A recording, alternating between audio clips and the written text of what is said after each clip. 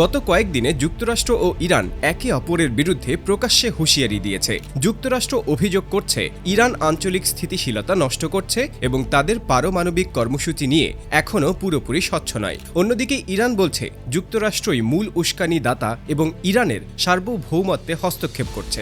এই পাল্টাপাল্টি বক্তব্যের মধ্যেই যুদ্ধের আশঙ্কা আরও জোরালো হয়ে উঠছে। এই উত্তেজনার প্রেক্ষাপটে সবচেয়ে গুরুত্বপূর্ণ বিষয় হয়ে উঠেছে উপসাগরীয় অঞ্চল।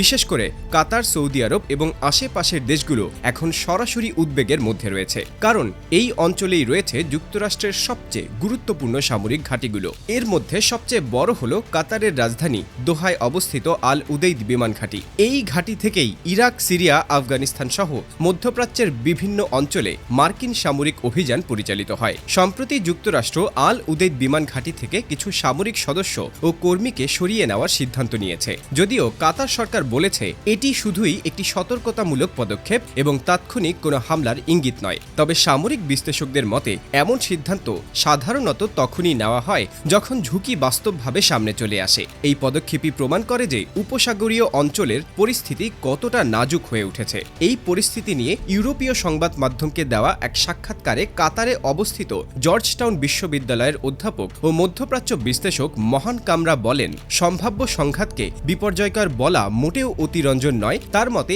এই অঞ্চলের ভূ রাজনৈতিক বাস্তবতা দ্রুত বদলে যাচ্ছে। এখন এমন এক পর্যায়ে এসেছে যেখানে ভুল হিসাব বা ভুল সিদ্ধান্ত ভয়াবহ পরিণতি ডেকে আনতে পারে। বিশ্লেষকদের মতে যদি যুক্তরাষ্ট্র ইরানের ওপর সরাসরি হামলা চালায় তাহলে ইরান চুপ করে বসে থাকবে না। ইরান ইতোমধ্যেই কাতার ও সৌদি আরব সহ কয়েকটি দেশকে সতর্ক করে দিয়েছে। তাদের স্পষ্ট বার্তা, ইরানে হামলা হলে ওই দেশগুলোতে থাকা মার্কিন সামরিক স্থাপনাগুলো প্রতিশোধমূলক হামলার লক্ষ্যবস্তু হবে। এর অর্থ হল সংঘাত শুরু হলে তা আর শুধু দুই দেশের মধ্যে সীমাবদ্ধ থাকবে না। আল উদেইদ বিমান ঘাঁটির গুরুত্ব এখানেই। এটি কেবল একটি ঘাঁটি নয়, বরং মধ্যপ্রাচ্যে যুক্তরাষ্ট্রের সামরিক শক্তির কেন্দ্রবিন্দু। এখান থেকে আকাশ অভিযান, নজরদারি ও সামরিক সমন্বয় পরিচালিত হয়। ফলে এই ঘাঁটি ইরানের কাছে একটি গুরুত্বপূর্ণ কৌশলগত লক্ষ্য। অতীতেও ইরান প্রমাণ করেছে যে তারা এমন স্থাপনায় আঘাত হানতে সক্ষম। ইরানের সাম্প্রতিক কৌশল নিয়েও কথা বলছেন বিশ্লেষকরা। এতদিন ইরান মূলত প্রক্সি গোষ্ঠীর মাধ্যমে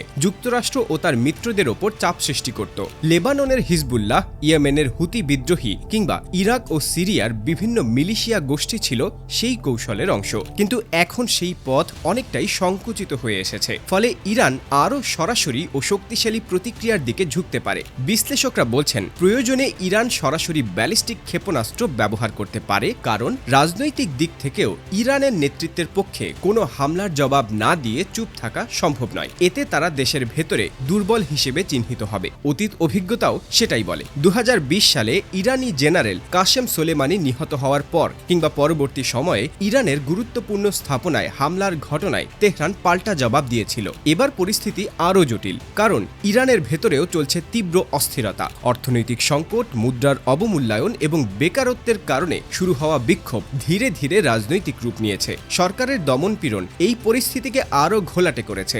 এমন অবস্থায় কোনো বিদেশি হামলা ইরানের ভেতরে জাতীয়তাবাদী আবেগ আরও উস্কে দিতে পারে, যা সরকারকে কঠোর প্রতিক্রিয়া দেখাতে বাধ্য করবে। এই সংঘাতের প্রভাব শুধু সামরিক ক্ষেত্রেই সীমাবদ্ধ থাকবে না। মধ্যপ্রাচ্য হল বৈশ্বিক জ্বালানি সরবরাহের অন্যতম কেন্দ্র। যুদ্ধ শুরু হলে তেলের দাম হু হু করে বাড়তে পারে, যার প্রভাব পড়বে বিশ্ব অর্থনীতিতে। ইউরোপ, এশিয়া এমনকি দক্ষিণ এশিয়ার দেশগুলো এর ধাক্কা এড়াতে পারবে না।